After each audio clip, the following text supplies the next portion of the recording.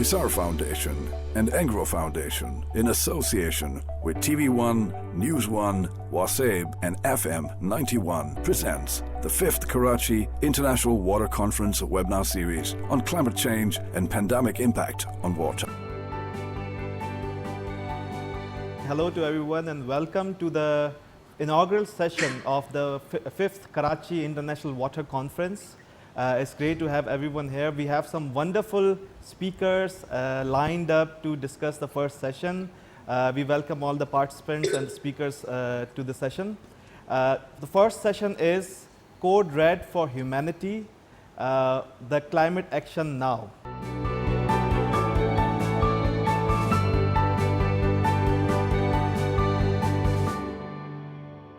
We have had the recent IPCC report by the UN released in August, and it presents a very grave situation that the world is facing. What we had promised and what we have delivered since the Paris Agreement, there's a big gap. And now with the recent COP26, which had a lot of hopes pinned on it, but there have been mixed reactions. There's a lot of disappointment from some of the island nations, some of the developing countries, but others are praising that at least something was signed. But we need to see what are the ways forward after this COP26. Will it be just another commitments which do not lead anywhere? Will it be more of the blah, blah, blah, as Greta has recently said?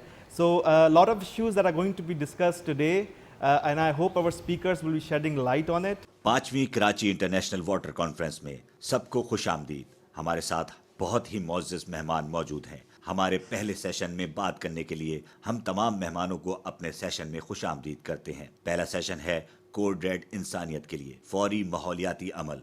हमारे पास UN की हालिया IPCC report है और इससे हमें मालूम होती है वो सूरत हाल जिससे इस वक्त दुनिया गुजर रही है। जैसा कि हमने वादा किया था और जो हमने किया है इसमें बहुत फ़र्क है, और अब जो COP26 है जिससे कि बहुत सी उम्मीदें वाबस्ता थीं हमारे सामने है, मगर इस पर लोगों के मिले जुले तासुरात हैं। कुछ तरक्की पजीर ममालिक और कुछ जज़ायर की तरफ से ख़ास मायूसी का इजहार किया गया है, मगर दीगर ममालिक इस बात पर खुश हैं कि कम अज़ कम ये शुरुआत हुई। मगर हमें देखना होगा कि COP26 आगे जाकर क्या करती है। क्या ये सिर्फ अज़ाइम ही होंगे जिनकी कोई सरबराही नहीं होगी जैसा कि ग्रेटा ने किया था? तो बहुत से मसाइल पे आज हम बात करेंगे और मुझे उम्मीद है कि हमारे स्पीकर्स इस पर रोशनी डालेंगे। Hisar Foundation is a foundation for water, food and livelihood security. We've been around since 2003. It's a thought leader and innovator. So the Karachi International Water Conference, let me tell you a bit about that. We started in 2013. The 5th Karachi International Water Conference is a series of 4 webinars instead of an in-person conference, and this is focusing on climate change and the pandemic and its impact on water. First one is Code Red for Humanity, which is this one. Second one is on circular water economy in an urban context. The third one is called Thinking the Unthinkable, Harnessing the Pandemic to Improve SDG 6, Health and Sanitation. And the fourth one is on water and climate change, valuing women's leadership. We hope that you will be able to join us on all 4 of them. Hisar foundation पानी, ग़िज़ा और महफूज ज़रिए माश के हवाले से 2003 से काम कर रही है। KIWC 2013 में शुरू हुई। 5वीं KIWC कॉन्फ्रेंस 4 वेबिनार्स पर मुश्तमिल है और इस कॉन्फ्रेंस का मरकज़ है आलमी वबा और माहौलियाती तब्दीली और इसके पानी पर असरात। पहला है कोड रेड इंसानियत के लिए, जो कि ये है। दूसरा है आबी मईशत का दायरा और शहरी सयाक़ की रोशनी में। तीसरा है नाकाबिले तसव्वुर का तसव्वुर और चौथा है आबी और माहौलियाती तब्दीली, ख़वातीन क़यादत का तसव्वुर। हमें उम्मीद है कि आप इन चारों मौज़ूआत पर हमारे साथ रहेंगे। I'll just lay out how this session will be conducted. We have 2 plenary speakers in the beginning. Then there will be a Q&A session. And afterwards, we have 5 invited speakers, followed by another Q&A session, and then a conclusion of the session. So without further ado, and moving on to the excellent speeches and talks that we have lined up, I would like to introduce our first speaker. It is Dr. Adil Najam. मैं आपको बताता चलूं ये session कैसे मुनक्किद किया जाएगा। हमारे पास शुरू में 2 स्पीकर्स हैं, फिर सवालात और जवाबात का सिलसिला होगा और इसके बाद हमारे 5 मजीद स्पीकर्स हैं, जिसके बाद फिर से सवालात और जवाबात का सिलसिला होगा और फिर इख्तिताम होगा। तो मजीद वक्त ज़ाया किए बगैर मैं दावत दूंगा अपने पहले स्पीकर डॉक्टर आदिल नजम को। I won't focus on the climate COP. I'm a veteran and very much wounded veteran of the COPs. I was at every COP from the very first one until Copenhagen, after which I kind of put a ban on myself from getting to more blah blah, if you will. But I don't want to go there. In some ways, my hopes are not with the COP process, which is really that we need to start thinking not just about water, but about climate in a way that is different from the compartmentalized technocratic way that I've spent my life talking about it. And because these boundaries that are artificial in the first place between issues were not very relevant in the beginning, but they made at least intellectual sense, and they are now no longer making either intellectual or policy sense. Because we are living, as I will argue, in the age of adaptation. What does that mean? I want to talk about 3 questions, as I often do. Let me throw 3 questions that are going to frame what I want to talk about. First is not what the COP is telling us, but what is the climate telling us? And in some ways, I think, to use the Urdu phrase, hum is COP ki lal batti ke piche lag gaye. The question is not what came out of the COP. The question is what is coming out of the global climate, because the COP becomes irrelevant in front of those very real forces of nature and what they are telling us, and I want to talk about that. The second question that I want us to think about as we think about this question, second is, what does it mean to live in the age of adaptation? And the third is, which is what I want to focus on, how do we think about water in this age of adaptation? I'm going to do this by trying to tell you a story that was increasingly, which is a story that is really about climate change, but it is being increasingly told in the language of water. And I would argue that this causes a challenge, not only for people who work on climate, who are like me, or who have essentially been telling their story in the language of carbon, but it also poses a challenge for people who work on water, because that story is also going to be changed by climate. Let me start with where we are after the COP. And where we are after the COP, if we start looking at the COP, is really where we were before the COP. The COPs, in many ways, the climate negotiation process has become a permanent negotiation process that rejigs the same conversation, creates a hype of hope as if something big is going to happen. So when COVID came, in a week, China found not 100 billion, but $1 trillion. US found another $1 trillion, spent it in 1 week, found another $1 trillion. The EU found $1 trillion, right? These were numbers we were not used to. And why do I mention that? I mention that because what happened is we saw what happens when people actually believe what they are saying. When people actually feel threatened, the money comes in. And the point I'm trying to make is this demonstrates again that the rhetoric on climate, or on water, but certainly on climate, is rhetoric. And that is why these numbers sound so big when they are in fact not as big as we make them sound, as was demonstrated by COVID. I'll come to that in a minute. The second big number that came, and I'll repeat what I've said earlier, in fact, was between 1.5 and 2. That is where the climate was supposed to be stabilized. That was already an abdication of the original climate agreement, which was back in 1991. The idea was that there wouldn't be human-induced atmospheric change in carbon concentrations or a climate change. By Paris, they had said, okay, let's try to keep it below 2 and possibly 1.5. No one was serious about 1.5. And the last time I spoke to you, I pointed out that scientifically, there is now nearly no option of reaching 1.5. I don't know a single serious scientist who believes it will be done. Can it be done? Yes, with sort of impossibility type policies. But it is nearly known now that this won't be achieved.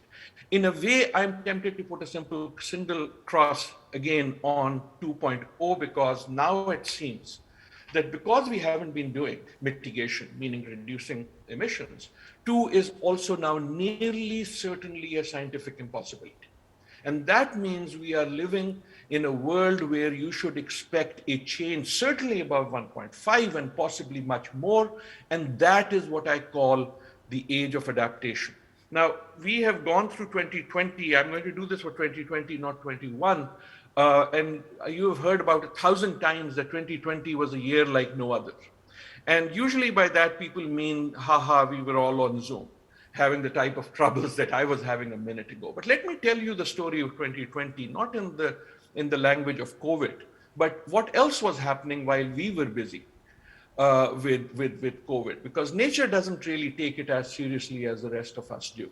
This is what 2020 was really like. And you've seen this on your headline, you may not have noticed.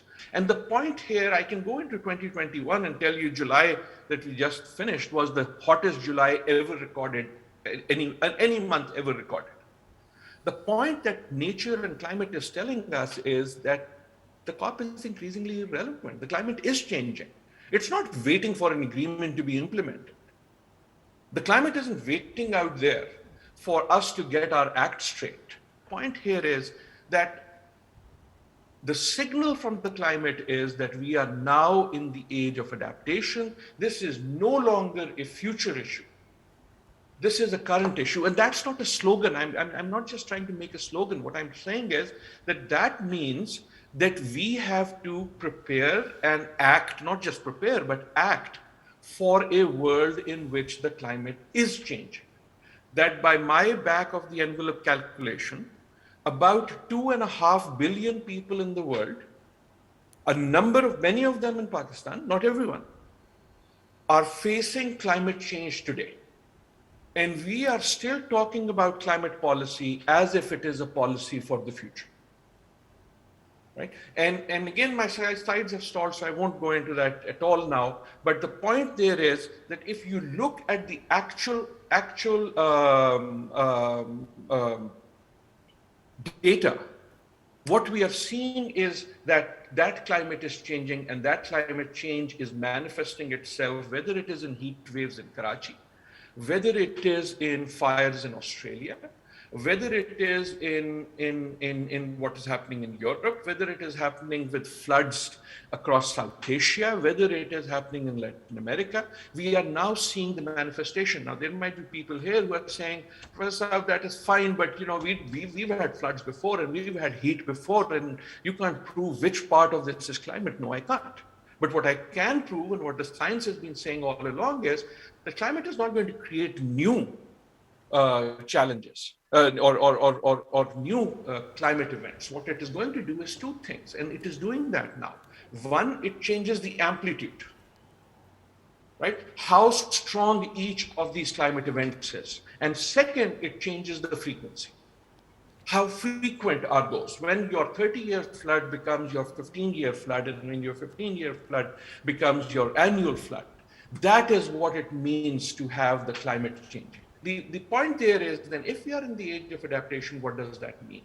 My contention on water is in particular that one of the most important implications of the age of adaptation is that in the age of adaptation, climate changes from a carbon-focused enterprise to a largely but not entirely water-focused enterprise.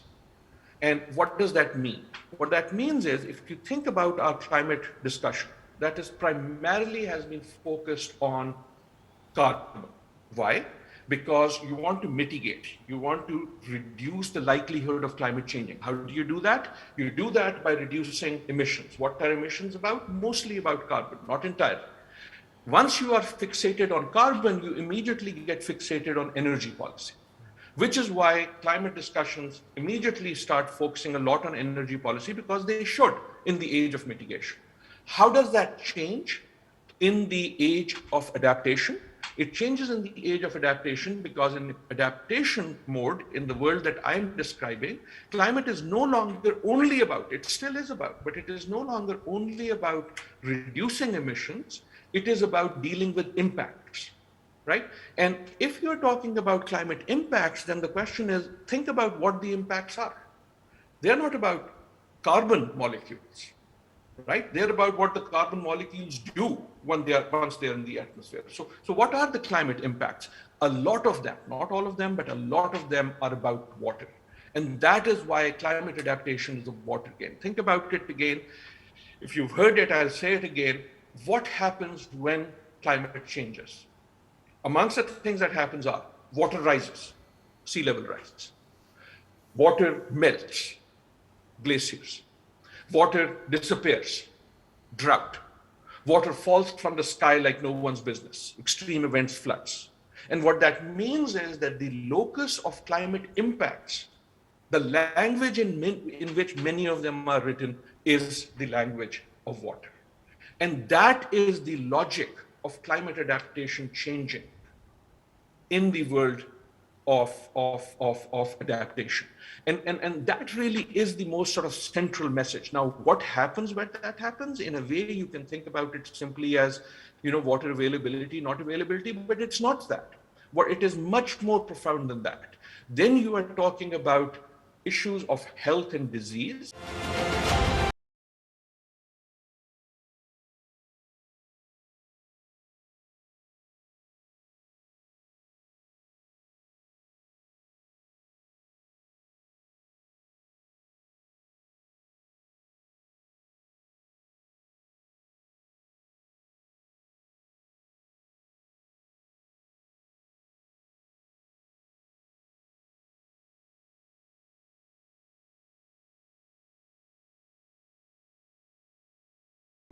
One of the challenges that comes up with COP is that COP and other climate processes, because they are still stuck in carbon, because they are still stuck in what industrialized countries need to do in reducing emissions, a whole amount of focus is on what infrastructure, what expenditures, what money needs to be spent in mitigation. Sorry, Now, Adil. if you are in an adaptation world like IMG, but once you are in an adaptation world, for those who are facing adaptation, managing molecules is not going to ease their immediate pain, because adaptation gets implemented through pressures on livelihoods. So again, think about the floods, think about the sea level rise, think about the droughts that I talk about. What happens when they happen, right? What happens when they happen? What happens when they happen, or a heat wave in Karachi? What happens when they happen is that the livelihoods of people gets under pressure on issues like better infrastructure, on issues like better cities, on issues like greener spaces. And none of them are easy to understand if you are caught in the language of carbon molecules and in the language of mitigation. It was that disconnect. It wasn't that people didn't care about climate. It was a language between people for whom climate means something totally different. If you are a major emitter, not just countries, person, you and me, the climate language becomes, oh, we must reduce emissions. And yes, they must reduce emissions. But if you are on the wrong end of adaptation, on the wrong end of impacts, what you are really talking about is loss and damage. What you are really talking about is, I need resources to make Karachi more livable. I need resources to deal with Lahore. And that doesn't translate into the language of emission cuts. And that is the political divide that you see in this debate happening again and again. And to me, that is why it is no longer a conversation that is very useful. What would be a different conversation? A different conversation would be one that would look at climate from a development lens and would look at climate expenditure not simply from a carbon counting, molecule counting lens as it has. In many ways, I foresee a much darker future, not just because of climate impact, but of climate politics. till now, generally, and I've been a very much supporter of this process, the assumption was that the world is looking for a common solution. More and more it is clear that the world is not looking for a common solution. More and more it is clear that there already are climate winners and climate losers. We all talk about, it's eventually going to impact everyone. Sure, it's going to impact everyone, but it's not going to impact everyone equally. Let me end there. Unfortunately, not on a very good note. Money, the point that I had mentioned. COVID has proved that the money is there. COVID has proved that what is not there for climate is an actual belief that this is existential. It proved that when people think that the threat is existential and real, the money appears. That is why it becomes a high security issue. I hope it does for climate too. And finally, science. The biggest sort of lesson of COVID has been how amazing science has been. I could not have believed, no one could have believed that in a matter of months, we would have a vaccine that would be very, very effective. The problem is climate change does not have a vaccine. The problem is that we came to the science too late. And in climate change, as we should have done in COVID, the precautionary measures, that the precautionary tale, the people saying stop this before it happens, were ignored, just as we are ignoring them in climate today. Doctor Adil Najam साहब, COVID rate क्यों और अब क्या करना है, ये doctor Adil नजम के मजमून का उन्वान था। उन्होंने कहा कि अगर हम माहौलियाती तब्दीली का सही जायजा लें तो हम इस नतीजे पर पहुंचेंगे कि हम अभी से एडॉप्टेशन के ज़माने में दाखिल हो चुके हैं। उन्होंने COP26 में होने वाले मुज़ाकरात पर नाउमीदी का इज़हार करते हुए कहा कि हमें ये देखना है कि मौसम हमें क्या बता रहा है, ना कि बैनुल-अक़वामी गुफ्त व शनीद की महफिलें क्या बावर करवाना चाह रही हैं। उन्होंने ये भी कहा कि कोविड के वबा ने हमें ये दिखाया है कि जब इंसानियत ये समझ लेती है कि हालात बड़े ख़तरनाक हैं तो उनसे लड़ने के लिए हर तरफ से पैसों की भरमार होने लगती है। जिस वक्त दुनिया मान लेगी कि मौसम की तब्दीली इसी तरह ख़तरनाक है जैसे कोविड, उस दिन इक़दामात के लिए पैसे भी आ जाएंगे। डॉक्टर आदिल नजम ने कहा कि एडॉप्टेशन के ज़माने में मौसमियाती हिजान पर बहस कार्बन से हटकर पानी के ऊपर नफ़ी असरात पर आ जाती है। उनके मुशाहिदे में मौसमियाती तब्दीलियों का असर हर एक पर बराबर ही होता है और इस बात की अशद ज़रूरत है कि तरक्याती अमल में सबकी शमूलियत को यकीनी बनाया जाए। Thank you very much, Dr. Adil Najam. Now I would like to invite our second keynote speaker. It is Dr. Patrick Bond. It's such a great honor to be with you. Adil, all of your slides were tremendous. I need to learn lessons, very entertaining and effective. I'm simply going to pick up on some of the same ideas, but not from the insider scientific standpoint. Instead, from the standpoint of what we would call a climate justice movement in civil society. I think Adil is one of the people we would say is a very effective insider. I'll look at what the outsiders, and if you have a division of labor in this country, in South Africa, we sometimes think about people who are out shaking the trees for the fruit, and other people who make jam. You have tree shakers outside and jam makers inside, hopefully working with a similar analysis and a division of labor that's coherent. And in doing so, I'd like to just quickly look at some conflicts over the scorecard of Glasgow and how, in my view, some of the flaws that Adil's already mentioned, Copenhagen, where I was a civil society host in Durban, and Paris have been reproduced. And also climate finance, right? The not just 100 billion, but other big questions about financial markets, and also the climate debt, the reparations, especially that you in Pakistan are owed.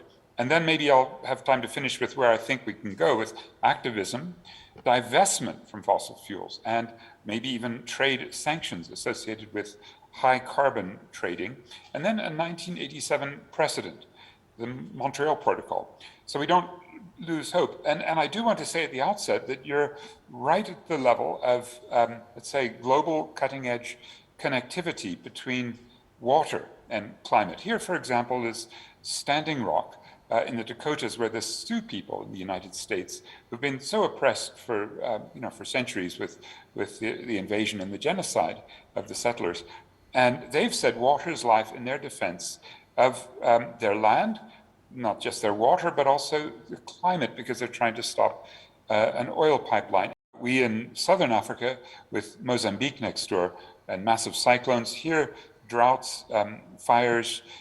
We've seen extreme events like a rain bomb affect our city of Durban, but nothing as severe as you've had. And that's why it's so irritating, isn't it, to see Boris Johnson clap himself on the back and all of his mates being immensely proud, and a world-changing agreement a couple of days ago. And he did acknowledge that some countries are watering down the language. There are some, let's say, positives emphasized in this case by the Bloomberg Green. Their media coverage talked of the first time we've ever seen words like coal into a climate agreement, right? And that there will be some emissions cuts still promised. But, as Adil said, there's a big dilemma here about the cheating associated with it. I'll pick that up in the financing section. And then particularly because carbon trading has terrible dangers. The US and China really didn't have a commitment worth reporting on. In fact, they're, with their huge militaries, especially the US, the single largest emitter is the Pentagon. And overall, I think the win that they will claim in the mainstream is to legitimate what I think many of us would consider to be not a conference of the parties at the United Nations Framework Convention on Climate Change, but the COP really translates to a conference of polluters.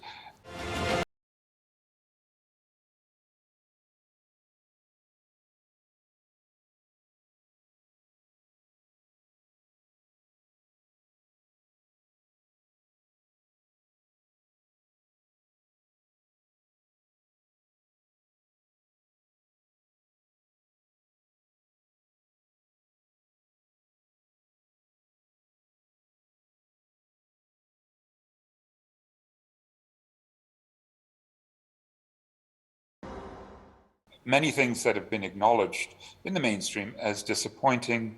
The national pledges are, whichever record you're looking at, but 2.4 according to Bloomberg.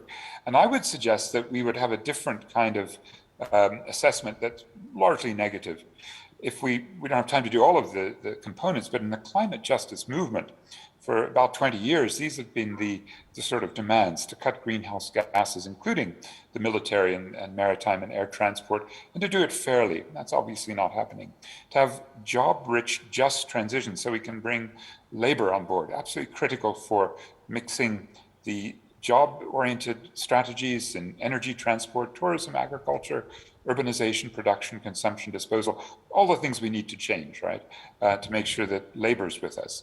And also all the other racial, indigenous, global south, gender, LGBTQI and youth agendas, and also the rights of nature and climate migrants, and especially future generations.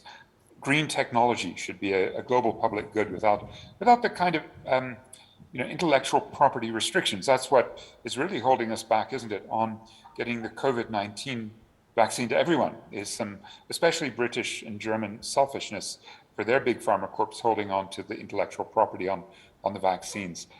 Much to say about the potential dangers in false solutions of technology, but critically, leaving fossil fuels underground, ceasing new exploration and current extraction, and considering the unburnable carbonous stranded assets. And then finally, the financial aspects. Let me move to some of the aspects of carbon taxation, pricing, the failure of the carbon markets and the offset, all those gimmicks.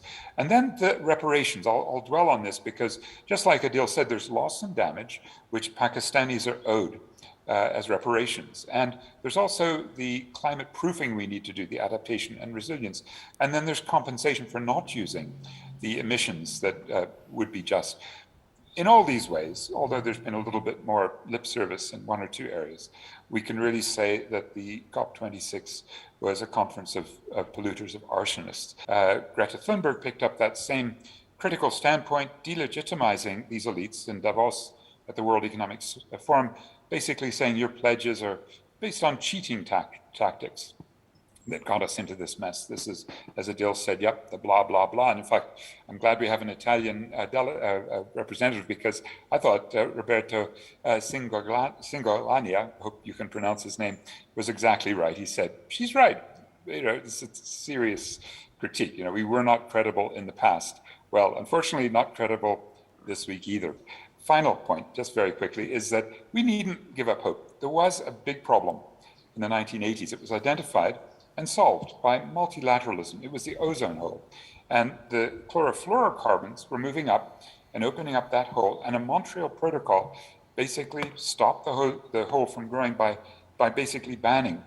We didn't have any cap and trade system or carbon markets or emissions trading. We had instead banning. And we had pressure from scientists. And I think we can now add to that world activists. But let's make sure we strengthen them. What you're doing in the field of water is profound. We watch you with great admiration, because we try to do the same things here. If you'd like any of the books or any of the things I've done on both fields of water and climate, please be in touch. But it's been very nice to share some ideas and to learn from all of you. Doctor Padraig Bond साहब, उन्होंने बताया कि मौसमियाती तब्दीली से मुंसलिक अदल सियासी तहरीकों में पानी के मसाइल अब ऐन वस्त में आते हैं। इस संबंध में उन्होंने अमेरिका के सायोक्स लोगों का जिक्र किया। पाकिस्तान से मुतालिक डॉक्टर बॉन्ड ने याद दिलाया कि अक़वाम मुत्तहिदा ने पाकिस्तान को 2010 के सैलाब के बाद जिन US 460 बिलियन का एहतमाम किया था, वो पाकिस्तान को नहीं मिले, जबकि नुकसान का असल तखमीना US 43 बिलियन का था। उनका कहना था कि पिछले 20 सालों में मौसमियाती इंसाफ के लिए जिन तंजीमों ने तहरीक पकड़ी है, उन्होंने साफ साफ कह दिया है कि इंसानियत को तबाही से बचने के लिए अभी से सोचना होगा और मुश्किल कदम लेना होंगे, मसलन आलूदगी फैलने पर टैक्स। उन्होंने ये भी कहा कि मौजूदा आलमी मुआशी निज़ाम फरसूदा और गैर जिम्मेदार है और सिर्फ अमीर मुल्कों को फ़ायदा देता है। अब वक्त आ गया है कि तरक्की पजीर मुल्क सामने आए और इस्तेहसाली निज़ाम पर दबाव डालें। Thank you, Patrick, for telling us how it is and for exposing the farce of the elites regarding the climate change. Now, we are going to move on to our speakers. Our first speaker is Dr. Aditi Mukherjee. Thanks so much. I absolutely enjoyed Professor Adil's and Professor Patrick's talk. So these figures are again from the summary for policymakers. I feel that of all the IPCC reports, this AR6 report has been, possibly because the evidence is now so unequivocal, the language has been also very, very unequivocal. It's no longer the scientist-like language, like, very likely, medium confidence. This is saying that there is absolute certainty that humans have caused climate change, and we are already living in a 1.1 degree world. I do not think many of us actually appreciate this fact that the climate has already changed. We are already living in a world which is 1.1 degree warmer than it was in the pre-industrial level. I think for many of us, and I talk to a lot of people around climate change in my immediate vicinity, people who are not specialists on climate change, citizens who are aware and conscious, but all of them still have this mindset that we had 20 years ago, that climate will change and there would be terrible things happening in the future. But that future is actually right now here. And I think that's the gap. If we can somehow convey that climate change is here and now, because the very framing of the fact climate change almost makes it future looking. It's like climate will change, but it has to be climate has changed. Doctor Aditi Mukherjee साहिबा, उन्होंने अक़वाम मुत्तहिदा के IPCC report और हिंदुकश Himalaya तजुर्बाती programme के जरिए इकट्ठा किए गए मवाद का हवाला दिया और कहा कि सबूतों के मद्देनज़र ये वसूख से कहा जा सकता है कि मौसमियाती तब्दीली मुस्तक़बिल में आने वाली नहीं है, बल्कि हम पर मुसल्लत हो चुकी है। बरसग़ीर हिंदू पाक के बारे में उन्होंने कहा कि बर्फ़ानी तोदे 1.5 डिग्री ज़्यादा गर्माहट पर 36% हजम खो देंगे, जिसका दरियाए सिंध के निज़ाम पर बहुत बुरा असर पड़ेगा। उनका कहना था कि मुनसिफ़ाना हिकमत अमली अपनाने की ज़रूरत है ताकि हर वक्त, हर साल और हर फैसले पर हम चौकन न रहें। 1.5 डिग्री के बाद हमारा अमल दखल कम से कम तर होता जाएगा। Thank you, Aditi, for this very informative session on what's happening in the Hindu Kush Himalayan region.